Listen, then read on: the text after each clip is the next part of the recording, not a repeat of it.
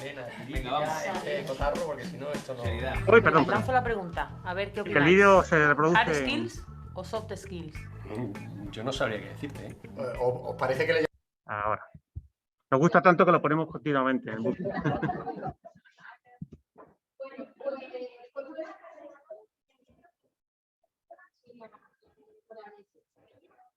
Y bueno, yo creo que de educadora curiosa por todo lo que nos van a contar hoy, nuestra información del partido,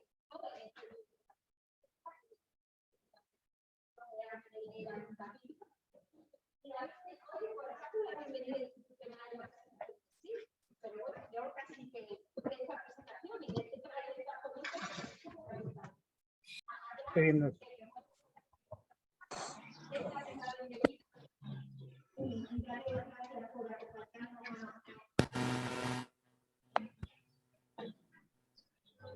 Conozcáis la escuela o no conozcáis lo que es ESIC es una escuela de negocios que tiene ya algunos añitos y que desde luego siempre apuesta es una escuela diferente, apuesta por el conocimiento, apuesta por la innovación y apuesta sobre todo por las personas, ¿no? Y teniendo en cuenta que hoy estábamos aquí para hablar de habilidades profundas y de personas, pues David me dijo, oye, ¿qué te parece si presentamos el libro en la escuela y vinculamos ESIC, la editorial ESIC, que además es la que publica este libro con la presentación del proyecto? Y bueno, pues aquí estamos y encantados. En ESIC hacemos, aparte de publicar libros, pues tenemos áreas como son el área universitaria, donde estamos especializados en titulaciones relacionadas sobre todo con el mundo del management, el mundo del marketing, titulaciones también relacionadas con las áreas de titulaciones más cortas de títulos de posgrados y áreas también relacionadas con el mundo del management, de la tecnología y del marketing. Y luego, pues bueno, el área de lo que llamamos nosotros Corporate Education, que es lo que hacemos, productos más a medida o programas más personalizados en función de las necesidades de la empresa. Y todo eso es ESIC, 62.000 alumnos, 12 campus, la mayoría en España, pero también tenemos algún campus internacional en Brasil. Y a partir de ahora, pues estamos en nuestra plataforma de ESIC Play, con contenidos interesantísimos sobre todo, y nada más. Yo encantada de estar aquí, deseando pasármelo bien, y habéis venido vosotros que sois los protagonistas. Así Pues que un aplauso, muchísimas gracias.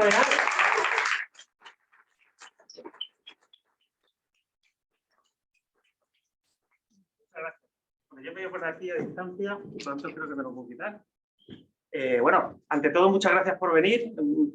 Estamos deseando que haya cada vez más actos presenciales en ESIC. Este es tiene cerveza, que si me olvidé decirlo antes, que era lo más importante. Los de casa lo siento, pero aquí hay cerveza. No queríamos decirlo, si te acuerdas, con los de casa, porque vamos a crear... Pero sí, es un gusto hacer cosas presenciales y ir volviendo poco a poco a la normalidad.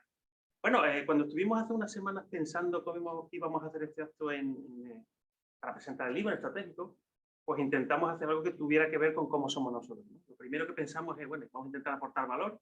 Yo creo que eso es muy importante. Segundo, buscar algo que también sea un logro, no solamente quedarnos en teorías y en filosofía, ¿no? Hacer también algo distinto, ¿no?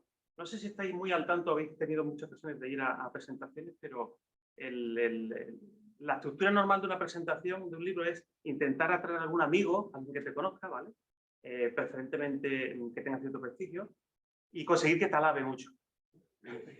Esa es la idea, ¿no? O amado líder. Exactamente, o amado líder. Y luego tú soltar ahí una especie de lo mucho que has sufrido haciendo el libro y la cantidad de estudios. Bueno, eso nos parecía que era un esquema un tanto aburrido. También nos parecía difícil encontrar a personas que alabaran a 7 personas, ¿no? Eran como mucho alabanza. Y creímos que iba a quedarnos una cosa más bien tipo Paco Umbral, no sé si conocéis. Pasó hace 30 años aquello de yo he venido aquí a hablar del libro, ¿no? Todo eso nos parece un poco antiguo y hemos querido darle una vuelta, y lo que vamos a hacer es justo lo contrario. Vamos a intentar ofreceros algo que tenga valor, con la promesa de presentaros un libro que casi debe de ser lo de menos, ¿no? De todas maneras está allá afuera para que lo quieran, lógicamente. Y Y lo que hemos querido hacer con esta presentación también, el núcleo de lo que queríamos contaros es revalorizar las conversaciones. Estamos seguros de que vosotros, como nosotros, pues estáis un tanto espantados, ¿no? Con el bajo nivel de las conversaciones públicas, ¿no? Con la sálvame de luxificación, o como se diga, del espacio público, ¿no? Y bueno, nos pareció que poner a dos personas que se respetan, que se escuchan, a hablarse entre sí y a buscar cooperativamente la verdad, a buscar un punto de lo cierto, pues nos parecía algo totalmente revolucionario, ¿no? Aprovecho la ocasión para la gente del Congreso de los Diputados en mi cámara, ¿no? que estará viendo ahora mismo desde el Congreso, que no es tan difícil, ¿vale? No es para tanto. Entonces nos parecía que era nuestra pequeña y minúscula contribución al debate, ¿no? Y eso es lo que vais a ver, dos personas que hablan sencillamente sobre algo que hemos dado en llamar habilidades profundas.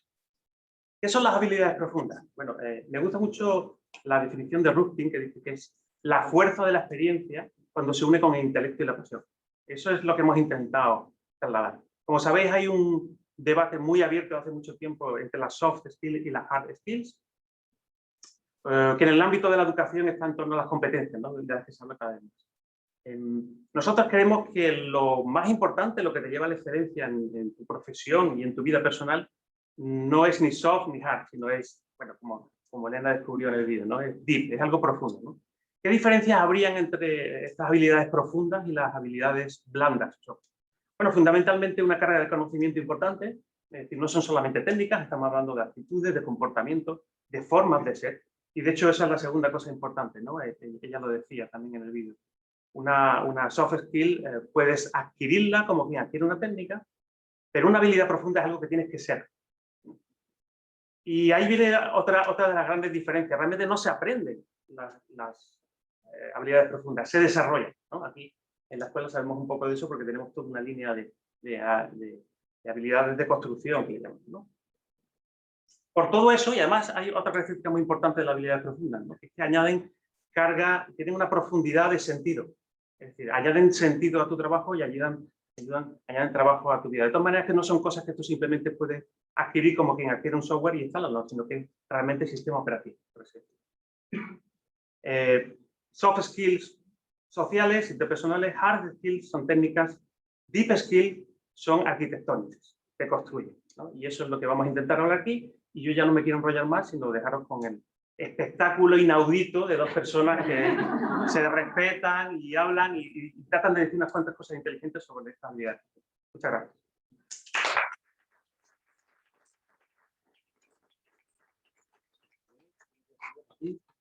Pues muchísimas gracias, David, por seguir con cómo hablaba también David. Y ahora nos vamos a presentar. Voy a quitar esa mi vozarrón insultante, que podría perfectamente hablar con la mascarilla, también me le voy a quitar. Matilde Bellido, Juan Carlos Blanco, socios de esta consultora, de esta aventura empresarial y también coautores de este libro que edita ESIC, a quien tenemos que dar lo primero de todo las gracias, naturalmente, y la propia consultora estratégico, por seguir también con ese afán de rendir pleitesía a nuestros líderes. Gracias, amado líder, CEO, gracias, amado editor, gracias. 67,17 con el 54. Gracias a todos los amados participantes en la charla de hoy.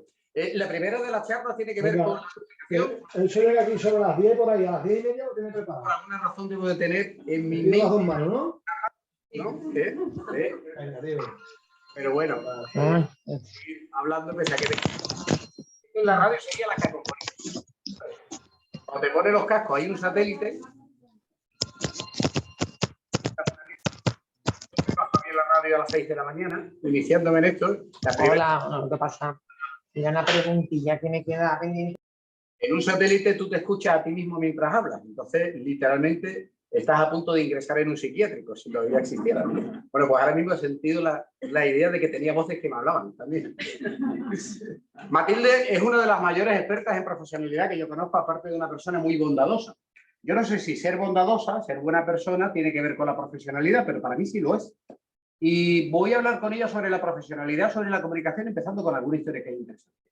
Yo le contaba el otro día a Matilde, mira, el otro día alguien que yo conozco de Madrid, que vive en las afueras de Madrid, en Madrid hace mucho frío, y a las 6:30, 7 de la mañana tiene que hacer mucho frío.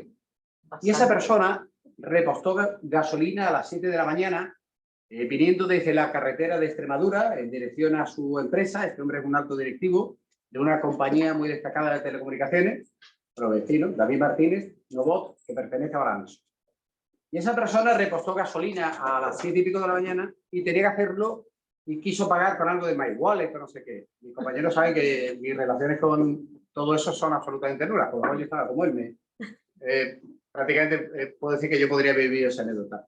Esa persona, una persona que trabajaba en la gasolinera, le ayudó. Le ayudó además con muchísima alegría, con mucha entrega. Hablo de las 7 de la mañana. Y lo que hizo este alto directivo, aparte de darle las gracias, publicó en Twitter, minutos después, un agradecimiento. Y dijo, quiero dar las gracias a la mujer que está en la gasolinera de Repsol, de la carretera de Extremadura, en dirección a Madrid, dirección tal. Muchísimas gracias por tu entrega, por tu ejemplaridad y por la alegría que has demostrado, ¿no? Oye, ¿eso le llamamos profesionalidad o qué le llamamos? O tener buena educación. Las dos cosas, Juan Carlos. Él comunicó y transmitió. Lo vio muchísima gente. Eso tuvo muchísimos retweets, muchos me gusta. Y muchos dijeron que habían tenido la misma experiencia, pero que no lo habían comunicado nunca. Profesionalidad, la de ella, totalmente. Porque esa palabra la asociamos a algo grande, a un directivo, a un médico, pero no, es algo que es transversal a todas las profesiones. Es decir, independientemente de la profesión que sea, tú puedes ser o no un buen profesional. Y tiene poco que ver con los títulos, con los años, tiene algo que ver, pero no por más edad seas más profesional. ¿Tiene que ver también con la pasión por lo que haces? Totalmente. Claro, es que si no te gusta lo que haces, si no amas de verdad, si eso, te diré que a lo mejor no es ni incluso vocacional, simplemente es que has llegado a trabajar de eso. Esa señora seguramente que no nació pensando que le encantaría trabajar en una gasolinera. Pero allí está, son las 7 de la mañana. A los 7 años no te dice, ¿qué quieres? Yo gasolinero en la carretera de Extremadura. Pero ella está allí, ese es su trabajo y es lo que desempeña al 100% a lo mejor de sí. Esa gasolinera de Repsol, ¿qué hizo Repsol? En ese caso un ejercicio de comunicación. Efectivamente, él también respondió. Repsol respondió. Y localizaron a la mujer, a la que felicitaron. Al día siguiente esta persona, este alto directivo, volvió a repostar. Se acercó a verla, se hicieron una foto que ha sido una foto más tuiteada. Ese día era una de las fotos más tuiteadas. Evidentemente Repsol también ayudó, ¿no? Yo creo que es la pasión, la entrega. A veces digo, y no sé si tú ves también esto, que cuando se habla de profesionalidad, a veces empiezo por dar los buenos días a los compañeros. Bueno, claro, es que cuando hablamos de ese término, Juan Carlos, estamos pensando en habilidades técnicas, ¿vale? Pero el saludar, el preguntar cómo estás, el contestar al teléfono, el no dejar un correo para dentro de es que me he olvidado de contestarte, es que el atender a alguien que está pidiéndote algo insistentemente, lo conozcas o no, todo eso es profesionalidad. No es solamente, o sea, digamos que es la ética, la forma de la conducta, la forma de comportarte en el trabajo. Sí, esa forma de comportarte, como decía también, entreverado también de una cierta emoción y pasión. Yo tengo un amigo que quiero muchísimo, que es camarero. Y que cuando habla de su profesión, a mí me encanta el café, pero no sabía que uno podía estarse 40 minutos hablando de cómo se pone un café. Y él es capaz de estarse cerca de una hora. Bueno, yo puedo desconectar, después de una hora escuchando hablar cómo se pone un café. Pero me encanta esa pasión. Esa es la pasión que le ha llevado, entre otras cosas, a ser una persona que le ha servido café a las más altas instancias de este país y de abolengo, como se diría antiguamente, ¿no? Y lo buscan, pero ¿por qué lo buscan? Pues porque seguramente está tan entregado y siente tanta pasión que lo transmite también cuando trabaja, ¿no? Claro que lo comunica y seguro que da gusto trabajar con él y estar con él. Tú contabas en el libro, en tu capítulo, una historia que es una historia dura. La historia de la ruta del Cares y del fallecimiento de un ciudadano ruso. Sí. La ruta del Cares, mira qué bonita, pero es verdad que asusta un poco cuando uno mira para el lado. Bonita, es durilla, pero esto fue... Entre Asturias y León. Sí, esto pasó el primer tramo de la ruta, un ciudadano ruso de 50 y pocos años, iba con su mujer y con su hijo, y pues tuvo un infarto, bueno, de hecho la autopsia lo dijo, un infarto masivo, fulminante, no se quedó allí, ¿no? Claro, la manera en que respondieron, tanto el 112 como la Guardia Civil, los directores del hotel que estaba cerca, la gente que estaba en el camino, que se acercó a ayudar, los funcionarios del juzgado de Llanes que llevaron el caso, la gente del Instituto Forense de Oviedo. O sea, yo tuve la oportunidad de echarles una mano porque hablo inglés, ellos no hablaban una palabra de español y pude... Lo que para esas personas supuso que toda esa gente hiciera su trabajo bien, es que claro, habían vivido la mayor tragedia de su vida, o sea, se murió delante de ellos, ¿vale? Entonces, claro, les cambió la vida. Se fueron con una imagen de España y de los españoles increíble, pero es que todo el mundo dio el do de pecho. Es un caso extremo, pero sí que te dice muchas cosas, ¿no? Todo, lo dice todo. Sí, porque al final esa diligencia, esa ejemplaridad, bueno, oye, puedes encontrarte en el caso contrario, pero ¿quién no siente en ese caso una deuda de gratitud con quien se muestra comprensivo y empático en una situación tan trágica como esa, ¿no? Ellos tienen ese sentimiento de gratitud eterno, porque eso es para toda la vida, pero fíjate que lo curioso es que cuando se pusieron en contacto con la embajada rusa para comunicar el hecho que había ocurrido en España, en TCC, etc., o sea, yo estaba sorprendida porque sí que les dieron los parámetros técnicos. O sea, tenéis que llamar a este teléfono, os van a dar tal cosa para el seguro, no sé qué el documento, pero se sintieron tan solos, claro, tan abandonados y tan desprotegidos. Ellos se sentían acompañados con la gente de aquí, que les supieron qué decir, qué hacer, pero con calor. Porque ahí había una diferencia entre reglamentación y emoción. Totalmente. La emoción es gran parte de la comunicación, Sí. pero también es comunicar lo que estaban haciendo. Sí. También estaban haciendo marca. En este caso, los trabajadores y trabajadoras de esas empresas estaban prescribiendo una manera de entender la vida y el trabajo, que es la que te traslada también que confianza, ¿no? Es que exactamente, eso fue lo que ellos tuvieron, confianza en la gente de aquí, que no en los suyos. O sea, eso fue una cosa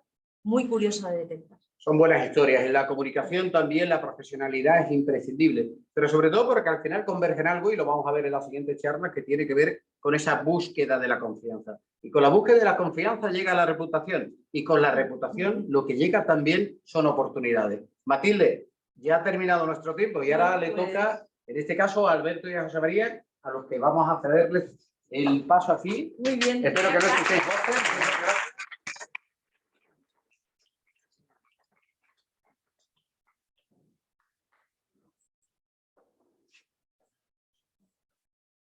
Que no tienen voces, me voy a quejar. Del más allá. La cacofonía. Bueno, Prepárate bien. ya estoy bien preparado. Bueno, muchas gracias a todos los que estáis aquí. Son cientos de personas que no podremos saludar seguramente personalmente, y otros miles que estáis ahí conectados por streaming, que os agradecemos el cariño de habernos acompañado. Es bonito esto, pero que al mismo tiempo ayuda a que seamos 7, ¿no? O sea, generamos un factor multiplicador de 7 sobre cualquier actividad que hacemos. Bueno, pues aquí estamos con Alberto Ariza. Y Alberto Ariza... José María González Alorda. Muchas gracias, encantado. Y resulta que Alberto Ariza pues ha escrito y ha trabajado, porque es fruto de su oficio y de sus años de experiencia, sobre agilidad. Y lo primero que tengo que preguntarle, porque seguramente nos lo preguntaremos todos, es ¿por qué le has puesto el título de agilidad? ¿Y qué esperabas de ese capítulo? Bueno, yo creo que no os sorprende si os digo que estamos inmersos ahora mismo en un mundo, una sociedad, en un entorno profesional, incluso en un entorno familiar, en el que todo es muy cambiante, ¿no? Todo es muy volátil, como gusta decir ahora. Entonces, esta situación nos obliga de alguna manera, si queremos ser capaces de seguir adelante con nuestros objetivos, como digo, empresariales, personales, profesionales, etcétera, nos obliga a estar preparados para adaptarnos, para contemplar dentro de nuestro día a día esa volatilidad, ese cambio permanente, y ser capaces de adaptarnos a él de la mejor manera posible. De alguna forma, podríamos decir que tenemos que estar preparados a ser capaces de gestionar la incertidumbre en el día a día, ¿vale? Ser ágiles, ¿vale?, para poder adaptarnos a la velocidad del cambio. De ahí ese concepto de velocidad. O sea, no estamos hablando de adaptarnos con mucha velocidad a la rapidez, al cambio, perdón. O sea, estamos hablando de ser capaces de adaptarnos a esa rapidez del cambio, ¿no?, de forma ágil, pero con método, con orden y no de manera precipitada ni acelerada. Eso al final nos termina llevando al fracaso. ¿Sería correcto si te digo que la velocidad en este caso sería el objetivo y la metodología que utilizamos para ello es la agilidad? De alguna manera sí. De alguna manera sí.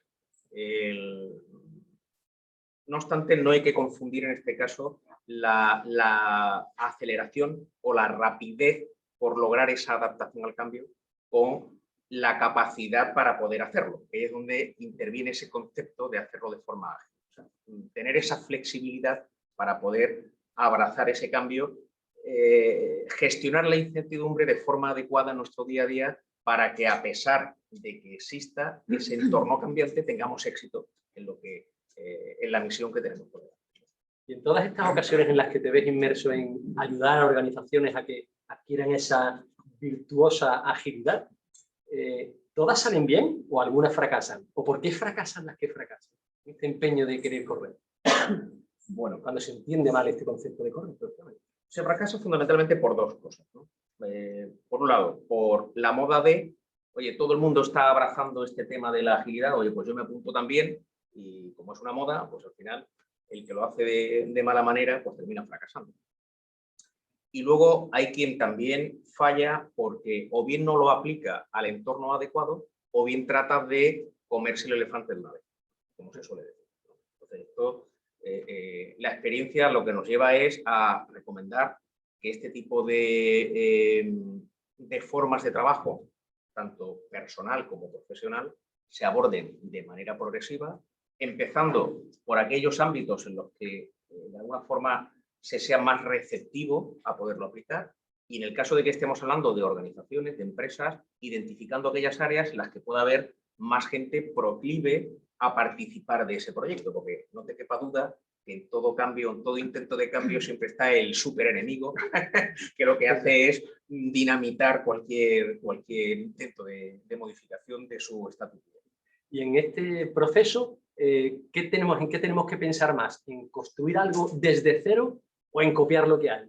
¿A qué se parece más? ¿O a ninguna de las anteriores? Aquí también, bueno, depende de un poco de la situación en la que esté cada uno, que esté la empresa de cada uno en concreto, y también depende del reto que tengamos por delante, ¿vale?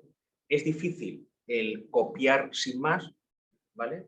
Porque la mayor parte de estas empresas, que seguro que todas conocéis, son súper conocidas por haber aplicado este tipo de técnicas, pues Spotify, Netflix, ING, bueno, están todas ahí detrás de este tipo de metodologías ágiles, de organizaciones ágiles, y todo el mundo se quiere convertir en el Spotify de turno. Se cree que teniendo una empresa que es de una estructura jerárquica de hace 50 años, de repente se lee un libro, implanta el método o la organización del libro que tiene Spotify, lo llena todo de POSIT, empieza a hablar de Scrum, empieza a hablar de tribus y piensa que mañana se convierte en el Spotify de su sector. Bueno, esto es de cráneo, ya os garantizo que eso es fracaso asegurado. No obstante, sí que es cierto que de ahí de esas experiencias se pueden aprender lecciones muy valiosas y que pueden ayudar a que nosotros emprendamos ese camino. Pero por lo general, cada situación particular requiere una solución ad hoc que se debe nutrir, pues, de la experiencia que han tenido otros. La replicación directa es muy complicada, muy complicada. Me avisan por el pinganillo que a lo mejor tendríamos que pasar ya al siguiente.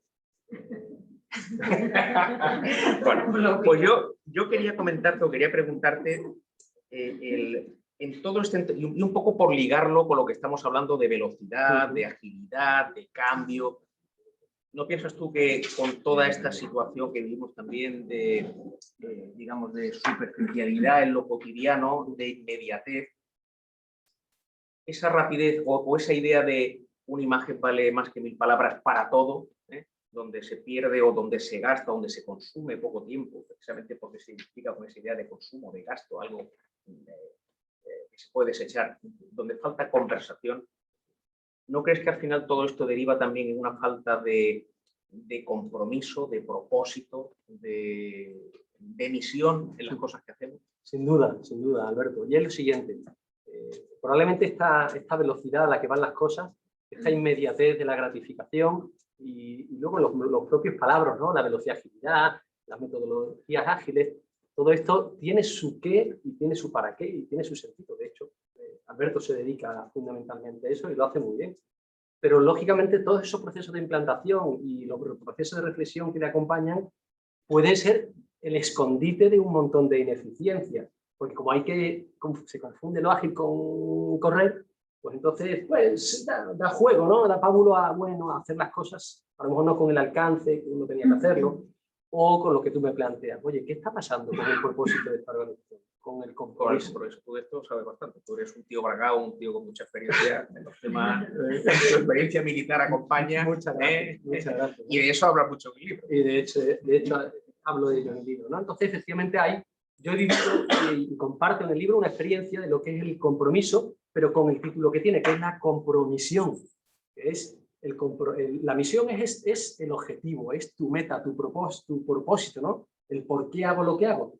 Y el compromiso lo que viene a hacer es la actitud con la que desarrollas esta misión. Perdón, la misión es el para qué. El compromiso es esa actitud que tú le pones, ¿no? Esa forma de hacer las cosas. Pues cuando empieza a surgir el compromiso y la misión dentro de ti, y digo dentro de ti porque ni el compromiso ni la misión te la puede mandar nadie. Es algo que tiene que surgir de una libérrima decisión dentro de ti. Puede estar escrita en una pared de una misión, pero solo funciona cuando una organización decide individualmente cada uno de ellos ponerlo en marcha. ¿Y qué sería de nuestras organizaciones, de muchas organizaciones, si el tono de compromiso subiera un 5%, un 10%? Y si la determinación por cumplir los objetivos subiera en la organización un 4, un 5, un 10%. Eso tendría un impacto.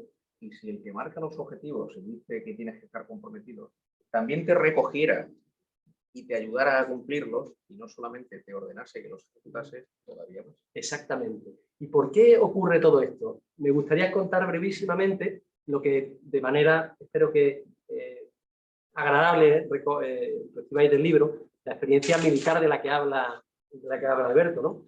El hecho de haber sido militar del aire, pues siempre ha hecho que tuviese una especial vinculación emocional al pasado que disfruté. Y hace años que conocí, después de muchos años de experiencia profesional, tuve la oportunidad de conocer y profundizar en los Navy SEALs.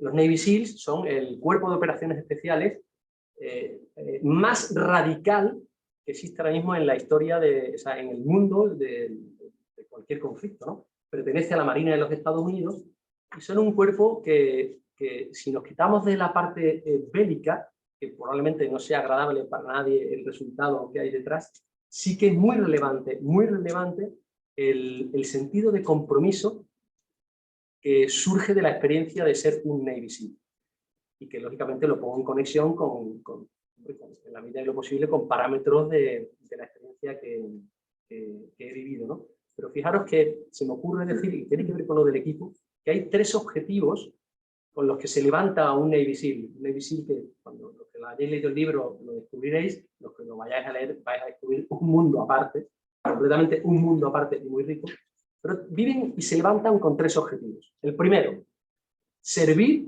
a mi país. Me parece precioso. Pero me quedo en una parte de lo precioso, servir. Qué bonito que el compromiso y la determinación, la misión y el propósito de una persona, en su primer capítulo sea servir. Maravilloso. El segundo objetivo es cumplir el objetivo militar para el que he sido designado. Oye, me parece muy interesante, ¿no? Cumplirlo. ¿Cuántas empresas desearían que cada uno de sus empleados en la organización cumpliera, aunque fuera parcialmente, el objetivo para el que ha sido designado, ¿no? Y la tercera de los objetivos es y volver vivo sin dejar a nadie atrás, con tu equipo, protegiendo a tu equipo. Sentido de equipo. Bueno, pues me quedo con estas 3 ideas para lanzarle al mundo que a través de estas modestas palabras, cuánto podríamos aprender en las organizaciones, qué bien le vendrían a las instituciones ese plus de compromiso, ese plus de determinación, que nada te puede parar y que probablemente Eso viene desde lo más profundo de ti. O sea, realmente una deep skill. Pues eso es todo. Velocidad y agilidad con profesión.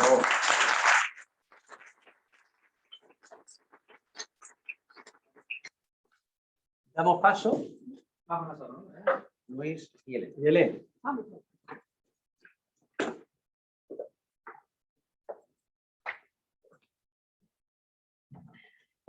Buenas tardes a todos.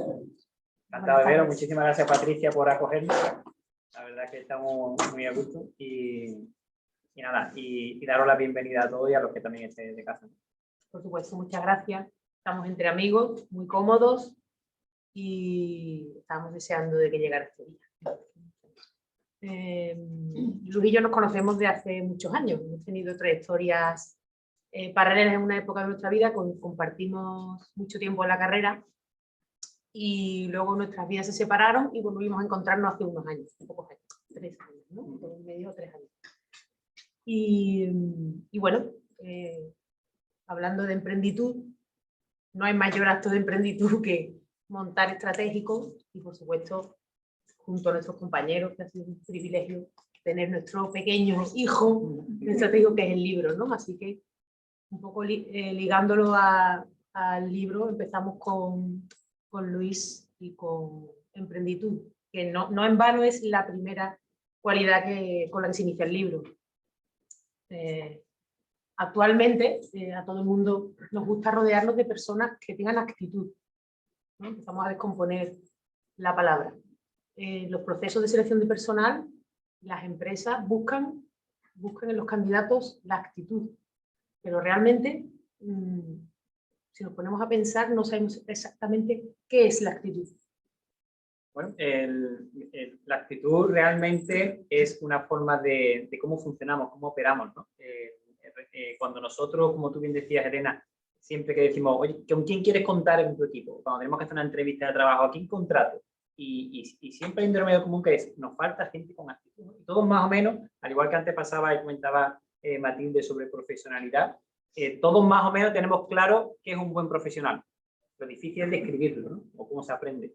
Igualmente, todos tenemos más o menos claro que es una buena actitud, pero eso es donde se aprende o cómo se describe, ¿no? Entonces, lo que intentamos en esta parte del capítulo es darle forma, intentar entender que la actitud tiene 3 partes, ¿no? Tiene una parte cognitiva, o sea, tenemos que conocer sobre algo, porque si no lo conocemos no podemos tener ningún tipo de actitud sobre eso. Hay una parte afectiva, nos afecta. Hablábamos de emociones también antes, ¿no? Con Juan Carlos. Hay una parte emocional en cómo nosotros sentimos ese hecho que nos está impactando, y la parte conductual sería la tercera parte de la actitud, ¿no? Esa tercera parte es la que se refleja, la que vemos, ¿no? La actitud realmente es iniciativa. Es iniciativa, ¿no? Es cómo nosotros reaccionamos de forma positiva ante los impactos del entorno.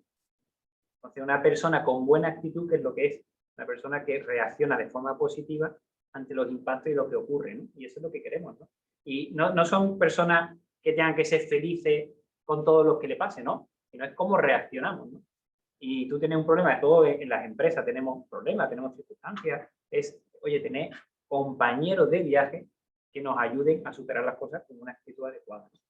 Entonces, bueno, de ahí, bueno, y de hecho, fíjate el impacto que tiene la actitud. Elena, como decía, nos conocemos desde la carrera, tanto ella como yo fuimos hiperactivos en delegación de alumnos, junta de escuela, por deporte, porque, bueno, éramos personas muy activas con otros compañeros nuestros del momento.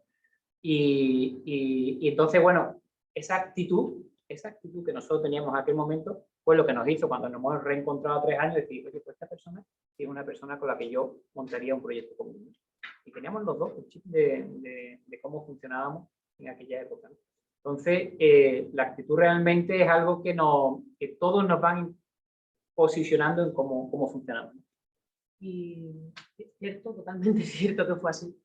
Y si seguimos un poco con la habilidad que hemos definido como emprenditud, hablamos ahora de emprendimiento, ¿no? ¿Qué es lo que es el emprendimiento? Ahora se habla de, cuando hablamos de emprendimiento, no sé si rápidamente se nos viene a la cabeza montar una startup. Eso es ser un emprendedor, el emprendimiento, ¿no? Y quizá yo y después de leer el capítulo de Luis mucho más claro, es muchísimo más que eso. Y quería que, por favor, no hiciesen un pequeño... Pues mira, sí es cierto resumen. que el emprendimiento, además, bueno, nosotros que mentorizamos proyectos de emprendedores y ayudamos a sacar adelante proyectos de emprendedores, muchas veces se relaciona el emprendimiento con montar una empresa. Si encima eres autónomo y la montas con poco en medio, pues bueno, pues como que ya eres como el Indiana Jones de la emprenditud, ¿no? O sea, se te ve como casi un loco, ¿no? Pero para mí el emprendimiento no es montar una empresa. La empresa es una de las cosas que tú puedes hacer cuando eres una persona emprendedora. Para mí el emprendimiento es una forma de cómo actuamos ante la vida. Si somos proactivos, si tenemos iniciativas, está muy relacionado con la actitud, cómo funcionamos. Para mí una persona con emprendimiento es alguien, Manuel, por ejemplo, que es súper emprendedor y es deportista de élite y todas las iniciativas que él tiene. Eso es emprendimiento. El que quiera prepararse para la Olimpiada es emprendimiento. Entonces, el emprendimiento no va solamente de montar empresas, vale que tomemos iniciativa, porque cuando nosotros tomamos iniciativa somos motores y los motores arrastran vagones. Las locomotoras arrastran vagones. Entonces, cada vez que nosotros ponemos en marcha algo, siempre tiramos de algo. Por lo cual, si muchos de nosotros fuéramos emprendedores en muchos aspectos de nuestra vida, siempre motorizamos eso. Lo difícil quizás es, oye, no solamente hacerlo de forma puntual, sino hacerlo con frecuencia, ¿no? Incluso que tanto la actitud como el emprendimiento lo hagamos, lo metamos como algo de nuestro día, como un hábito, ¿no? Y ahí me lanzo yo a unirlo con lo tuyo, ¿no? O sea, ¿cómo conseguimos que actitudes, comportamiento, profesionalidad, cómo conseguimos que eso se transforme en un hábito? Pues aquí hablamos mucho de hábitos, porque habilidades profundas, habilidades, las ha llamado David arquitectónicas, ¿no? Las que nos construyen como personas. Evidentemente, aquí hay mucho que gestionar y esos son los hábitos, ¿no? Los hábitos son nuestras costumbres, nuestras acciones, los que nos definen, las formas de hacer que tenemos. Y eso, evidentemente, es una parte de nosotros que tenemos que trabajar muy mucho.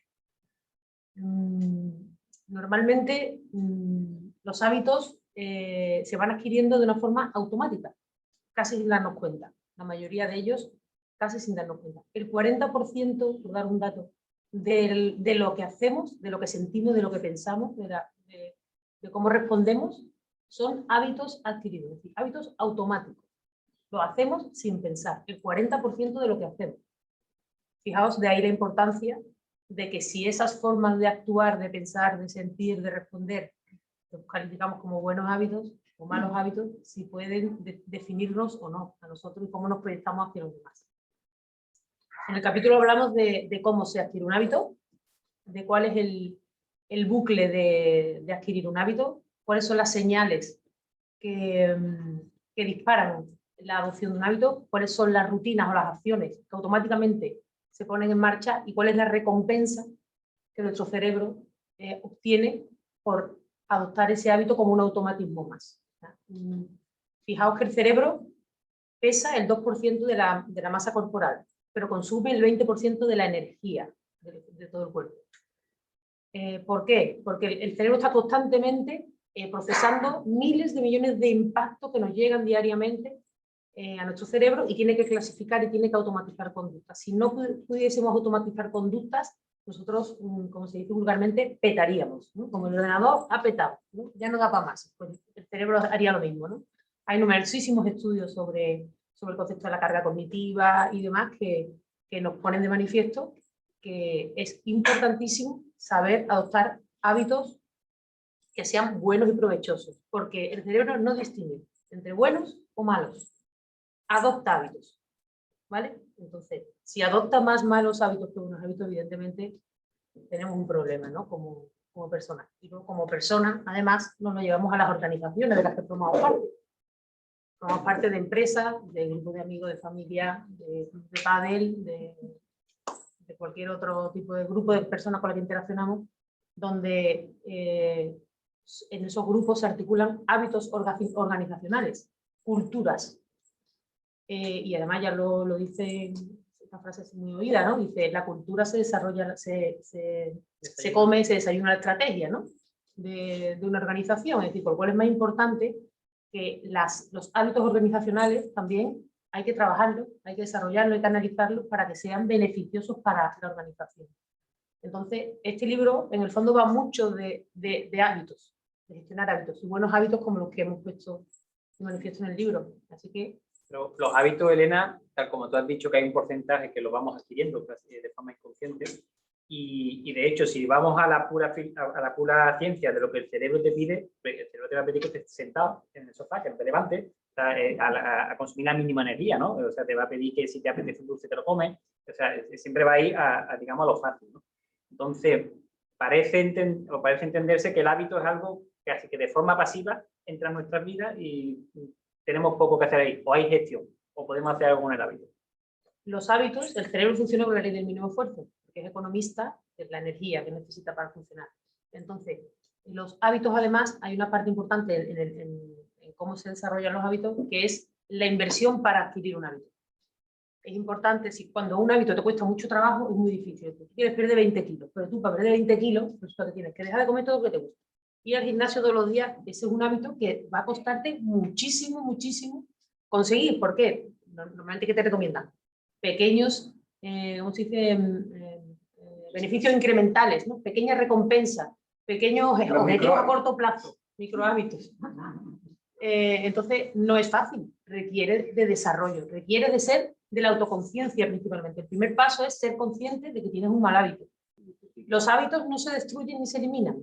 Es decir, eso es una parte buena. Es decir, tú te vas ahora a la selva y dejas de conducir, y como no se te olvida conducir, cuando vuelves a Sevilla al año, pues tu coche arranca y tú conduces.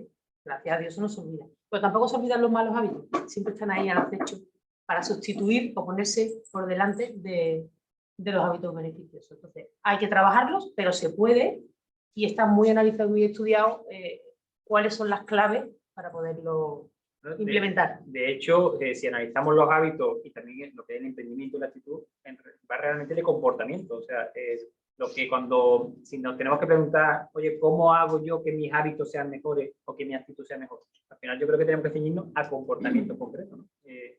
A ser consciente va de conocerse, va de ser sincero con uno mismo, conocerse, saber qué te beneficia, qué te perjudica, y cuando entras ya en esa dinámica de autoconocimiento y tú estás dispuesto a mejorar, a hacer esfuerzo como tú entregas y quieres mejorar tu marca, quieres hacer cada vez más flexiones o quieres subir cada vez más alto.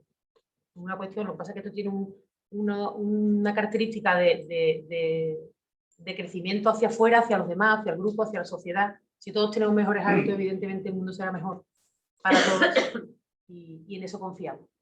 Y lo dejamos aquí porque trabajaremos los hábitos, ¿no?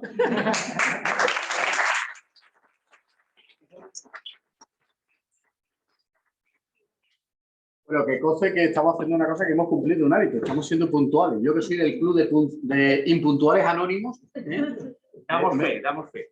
me siento hasta que estoy por retrasarme otra vez y volver. Porque vamos exactamente a hablar ya del último, de la creatividad. Yo sé que alguno puede estar pensando, esto tiene pinta, nombre de producto dopante que no te dejan ir a la Vuelta Ciclista España.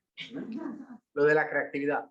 Pero yo creo que es de las cosas más interesantes que tiene, más apasionantes, la que exploras más el alma humana y el cerebro, y en la que combinas el espíritu, la brillantez, si se quiere, con la acción y también con los hábitos de los que hablaban antes Luis y Elena, almas mater de estratégico, y también personas que lo demuestran en el día a día con su acción y con su ejemplo. La creatividad. Yo sabes que una vez dando clases de publicidad y escuchando hablar a creativos, había uno que dijo una cosa que me encantaba. Dice, estudiar creatividad o querer ser creativo es como querer estudiar croissant. Y digo, oye, ¿y eso? Dice, bueno, porque ¿alguien me puede explicar cómo se hacen croissants? Puede haber una receta, pero hasta que no has hecho 200 croissants, no te va a salir bien el croissant. En realidad tú vas acumulando una experiencia que es la que te permite luego ser más brillante. Tú dices, es que eres muy bueno haciendo croissants. No, es que has hecho 200, 300, 500 croissants. Y ahora sí que te salen croissants más creativos, ¿no? La creatividad también es un hábito y se entrena, ¿no? Es una actividad que se puede desarrollar, ¿no? Efectivamente. Y fijaros que comienzo con una anécdota que me contaron, que me viene útil para hablar de la creatividad, en la que David Cerdá pues, tiene un peso mucho más que específico en este capítulo, ¿no? Y esta anécdota, que no la cuenta el libro, no la estropeo, hablo de una tercera persona. Vamos a ubicarnos en 1970. Yo creo que todos podemos, ¿no? En 1970. Yo ni había nacido, Anda. pasan 15, 20 años. 1970. Una familia con 7 hijos, clase media, pero bueno, 7 hijos. Eso derrumba hasta lo más consistente, ¿no? Entonces uno de ellos, el quinto, me contaban, pues resulta que en esos momentos pues tendría como 5 o 6 años y veía pasar los chicles bazooka, los fosquitos y no pillaba. Entonces pues se le ocurrió la idea de decir, oye, yo tengo en casa gusanos de seda y yo necesito dinero, pesetas a la sazón. Entonces este chico pues tuvo la ocurrencia de algo que está para ser observado y alimentado, que son gusanos de seda y punto, que no tiene más... No me diga que bendito los gusanos. No, cogió esta persona, preparó una cajita utilizando como recortable los cuadernos de cuadrículas de toda la vida de esa época, y montó en cada cajita una hoja de morera, puso su gusano de seda, lo puso todo en una caja de madera a la que le puso una cuerda para ponérsela al cuello, emulando a la cerillera, y salió a la calle con sus 7 años y se puso un cartel que ponía pura ganga, 25 pesetas. Y me contó que lo vendió todo. Lo vendió todo. Bueno, ¿por qué cuento esto? Porque efectivamente quiero entroncarlo con la creatividad. La creatividad. La creación es un acto. No es en potencia. Crea el que hace algo, no el que está permanentemente en la fase de pensamiento, completamente necesario. Pero hay que dar un paso más, ¿no? Y la fortuna que este capítulo nos trae es que no solamente nos enseña espacios sobre los que pensar en la creatividad, sino que es que nos da la etiología de la creatividad. Es decir, hasta cómo... La hiperfrontalidad, la hipofrontalidad, el pensamiento difuso, el pensamiento enfocado, ese momento que hemos tenido todos. Un momento y tu constante búsqueda del croissant, acabas llegando al croissant verdadero, pero no es el único mecanismo del que habla el libro para la creación, habla también del pensamiento difuso. Ese pensamiento difuso es ese momento en el que precisamente porque tienes disciplina, dejas de trabajar intensamente, pero porque tienes disciplina. Y porque tienes disciplina, haces deporte. Y porque tienes disciplina, sales a pasear, o lees un libro, o tienes una buena conversación. Y utilizas ese recurso para que bajen los muros que constriñen la creatividad. Claro, cuando bajan los llegas muros, al flujo mental, ¿no? Que al final es el que te lo permite. bajan los muros, fluye el agua, surge la creatividad. Sí, además te puede llegar en cualquier momento. Cuando se habla de la creatividad, todos habrá pasado, ¿no? Ese momento malo que uno tiene, que de momento dice, bueno, estoy como estresado, me voy a ir a andar, o a nadar, o simplemente a ver una película y de pronto ahí te sientes mejor. Y te surgen ideas, ¿no? Las ideas no surgen de 8 a 3, surgen cuando surgen. Lo que es importante es crear el clima, el caldo de cultivo para que esas ideas puedan brillar, puedan surgir y tengan también un predicamento, ¿no? Decía Picasso eso de que la inspiración te llega trabajando. En realidad lo que decía es que hay que ir desafiando continuamente los límites de tus propios límites, ¿no? Y eso al final también es la creatividad, abrirle las puertas para hacerlo. Y quiero terminar, antes de que vuelva David también, hablándote un poco en ese sentido. ¿Tú no crees también que la creatividad al final es algo propio de la gente que es curiosa, que es inquieta? Porque al final eso es todo lo que vas absorbiendo, lo digieres y eres capaz de procesarlo. La creatividad es la absorción de lo que terminas absorbiendo, ¿no? Es una mirada distinta. Es decir, la realidad es para todos, está ahí fuera. Pero hay uno que la mira de una manera distinta. Y eso tiene dos componentes. El hecho de que tú la miras de manera distinta ya te da luces que otros no ven. Pero para tú alcanzar el tener esa capacidad de proyectar tu mirada de manera creativa, has tenido que conformar en tu interior esa habilidad profunda. Y hay que construirla, hay que amarla, hay que buscarla, hay que creérsela. Y el capítulo es un auténtico despliegue de oportunidades para mirarlo. Y no está escrito el capítulo de una manera... Bueno, no lo voy a calificar por ahí. El siglo XXI y los retos que tiene el siglo XXI requieren sí o sí personas soñadoras, sí, ilusionadas, sí, apasionadas, sí, pero creativas. Porque el tipo de problemas que vamos a cometer requieren altísima creatividad, salirse del guión permanentemente. Y ahí es verdad que es leyendo, experimentando, probando, conversando. La creatividad no se compra en las farmacias en ningún tipo de pastilla de 20 o 40 gramos. Eso al final se va haciendo en el día a día, pero eso también nos podría hablar mucho David. Ya llega la hora del epílogo y le toca a David Cerdá como autor, coautor y editor alma de este libro. José María, muchas gracias y nos volvemos. Vamos allá, Juan Carlos.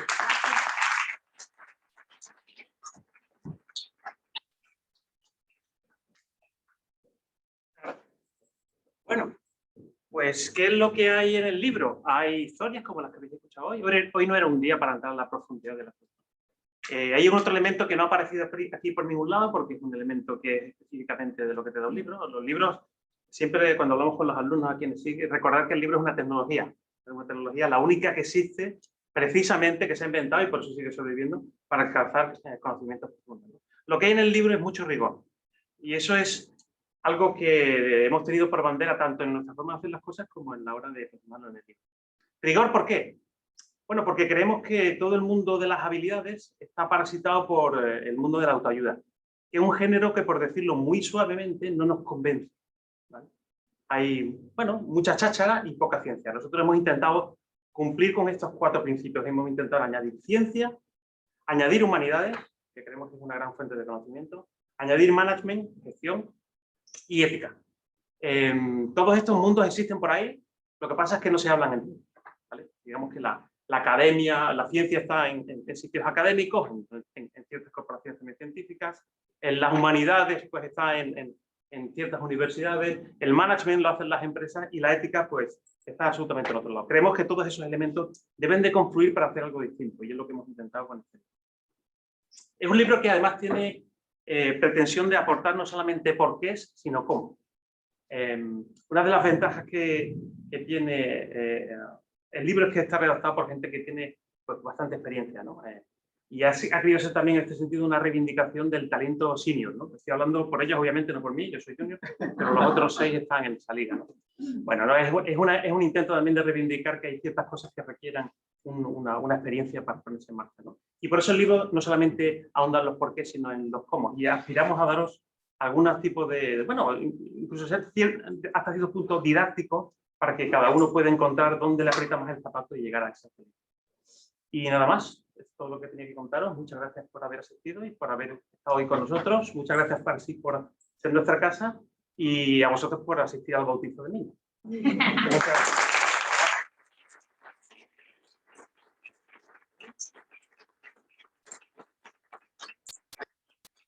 Confirmamos que hay cerveza, ¿no? Confirmamos. Es importante, Bueno, ¿eh? yo simplemente por los que están allí en casa, despedirles también. Muchas gracias por acompañarnos. Y lo siento, la cerveza de momento no puede ser digital, es analógica, pero en la próxima evento que hagamos en ESIC, por supuesto, todos estáis invitados y os esperamos a todos. Muchísimas gracias.